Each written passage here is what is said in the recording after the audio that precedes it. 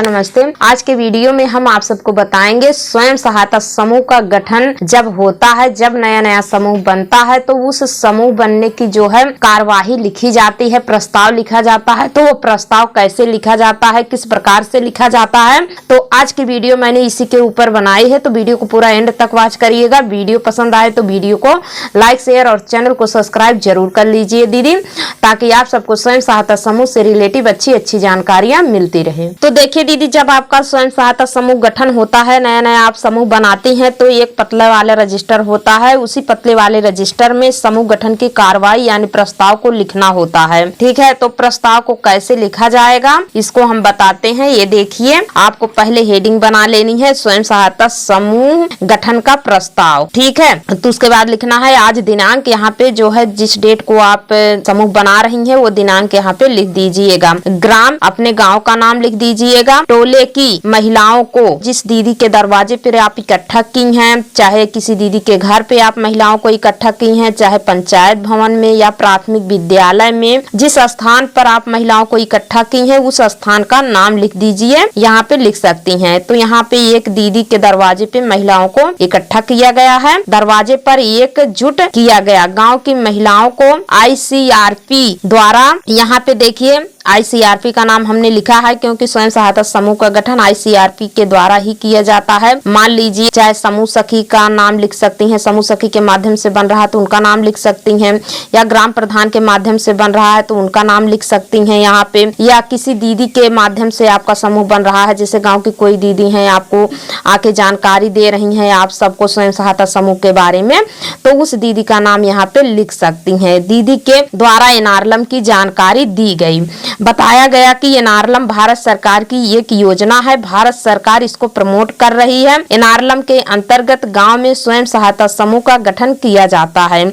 स्वयं सहायता समूह से जुड़कर गांव की गरीब महिलाएं अपनी गरीबी से बाहर निकल सकती हैं, आर्थिक रूप से मजबूत एवं आत्मनिर्भर बन सकती हैं। गांव की सभी महिलाओं को स्वयं सहायता समूह की अवधारणा की जानकारी दी गई। इसके बाद जिस टोले में आपका समूह बन रहा है, जिस टोले में आप समूह बना रही हैं, उस टोले का नाम यहाँ पे लिखना है। टोले की 10 से 12 महिलाएं समूह में जुड़ने की सहमति जताई। सब अपनी अपनी स्वेच्छा अनुसार समूह में जुड़ी और 10-10 रुपए, यदि आप वो लोग 10 रुपए की बचत करना चाहती हैं तो 10-10 रुपए लिखिए, या 50 रुपए की करना चाहती हैं तो 50 रुपए आप लिख सकती हैं।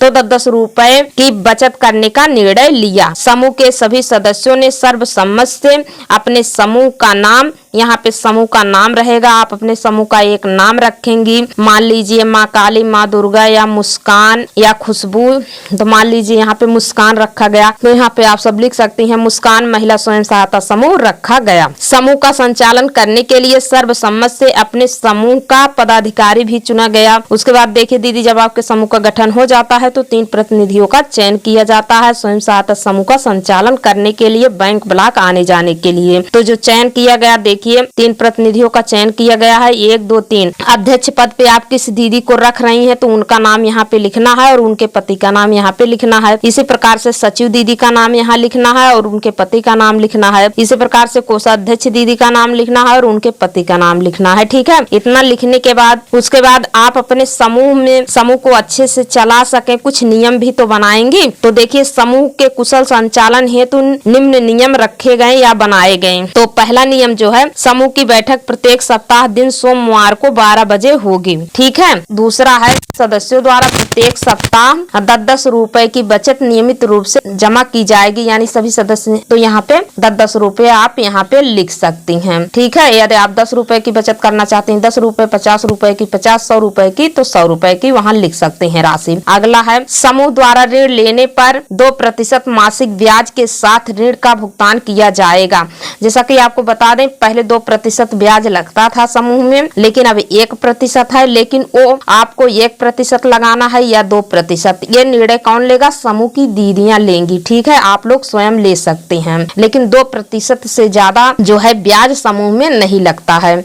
उसके बाद देखिए 4 नंबर है, समूह की बैठक में सदस्य द्वारा समय पर न आने पर 2 रुपया दंड देना होगा। 5 नंबर है, समूह का बचत खाता नजदीकी बैंक में खोला जाएगा। इस खाते का संचालन 3 प्रतिनिधियों में से किन्हीं 2 प्रतिनिधियों द्वारा किया जा सकता है। अगला पॉइंट है, समूह में चुने गए प्रतिनिधियों का कार्यकाल 3 वर्ष का होगा। इसके बाद रोटेशन के आधार पर पदधारियों का परिवर्तन कर दिया जाएगा। यानी समूह में जो अध्यक्ष, सचिव, कोषाध्यक्ष का चयन होता है केवल 3 साल के लिए होता है। 3 साल के बाद नए नए पदधारियों का चयन किया जाता है, नए नए सदस्यों को अध्यक्ष, सचिव, कोषाध्यक्ष बनाया जाता है उनको भी, ताकि नेतृत्व करने का मौका मिल सके। उसके बाद अगला पॉइंट है, स्वयं सहायता समूह पंचसूत्रा का पूर्णतः पालन करेगा। पंचसूत्रा नियम इस प्रकार है, तो देखिए पंचसूत्रा भी लिखना पड़ेगा आपको। पहला है नियमित साप्ताहिक बैठक, दूसरा है नियमित साप्ताहिक बचत, तीसरा है नियमित आंतरिक लेन देन, 4 नंबर है समय से ऋण की वापसी, 5 नंबर है नियमित साप्ताहिक लेखा जोखा लेखांकन पुस्तिका का रख रखाव। जब दीदी आप अपने समूह में इस पंचसूत्रा का पालन अच्छे से करेंगी तभी आपका समूह अच्छे से चलेगा और A ग्रेड का माना जाएगा। तो दीदी पंचसूत्रा के ऊपर मैंने एक वीडियो बनाई है, उसका लिंक हम आपको डिस्क्रिप्शन बॉक्स में दे देंगे। आप इस चैनल के प्लेलिस्ट में जा करके देख सकते हैं, उसमें मैंने बहुत अच्छे ढंग से बताया है और आपको अच्छी जानकारी भी प्राप्त होगी। फिर लिखना है, समूह में जुड़े सदस्यों का विवरण इस प्रकार है। तो आपके समूह में कितने सदस्य जुड़े हैं ये भी दिखाना पड़ेगा। तो देखिए क्या लिखना पड़ेगा, कैसे। तो यहाँ देखिए गठन तिथि आपको लिखना है और समूह का नाम यहाँ पे लिखना है, ठीक है। इस प्रकार से आपको कॉलम बना लेना है। क्रम संख्या, सदस्य का नाम, पति का नाम, पद, उम्र, जाति, शिक्षा, व्यवसाय, आधार नंबर, मोबाइल नंबर, समूह में जुड़ने की तिथि, हस्ताक्षर, ठीक है। तो यहाँ पे आपके समूह में जितनी दीदियां जुड़ रही हैं सभी दीदियों का नाम लिखा जाएगा। उसके बाद उनके पति का नाम लिखा जाएगा। जो दीदी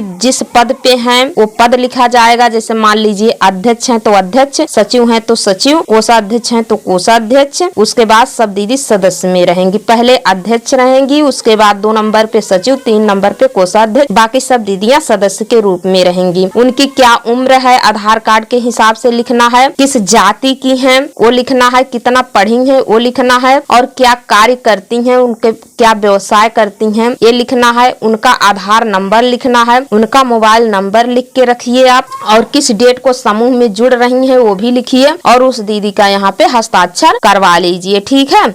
उसके बाद यहाँ देखिए नीचे इसी प्रकार से सबका लिख लेना है बायोडाटा। लिख कर आप अपने रजिस्टर में, समूह के रजिस्टर में रखे रहेंगी अच्छे से। जब भी कभी जानकारी की आवश्यकता होगी तुरंत आपको पूरी जानकारी इस रजिस्टर के माध्यम से मिल जाएगी। बार बार किसी का मोबाइल नंबर या आधार नंबर मांगने की जरूरत नहीं पड़ेगी।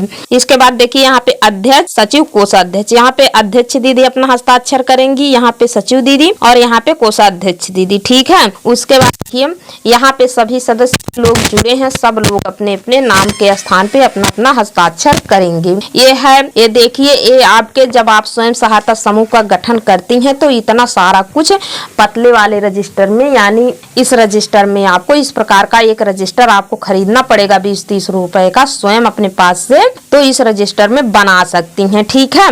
यह समूह गठन का प्रस्ताव है और इसी हिसाब से लिखा जाता है, ठीक है दीदी। अब समूह गठन प्रस्ताव लिखने के बाद समूह की पहली बैठक कैसे लिखी जाएगी इसके बारे में मैं अगली वीडियो बनाऊंगी, पूरी जानकारी बताऊंगी किस हिसाब से लिखा जाएगा। तो दीदी जैसा कि अभी हमने आप सबको बताया, जब आप नए स्वयं सहायता समूह का गठन करती हैं तो किस प्रकार से प्रस्ताव लिखा जाता है, तो इसी प्रकार से नए स्वयं सहायता समूह का गठन करते समय इसी प्रकार से प्रस्ताव लिखा जाता है और इसी प्रकार से आप लोग लिख सकती हैं।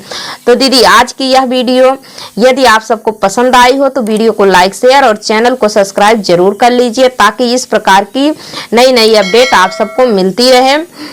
तो आज के वीडियो में बस इतना ही, मिलते हैं अगले वीडियो में एक और नई जानकारी के साथ। तब तक के लिए धन्यवाद दीदी।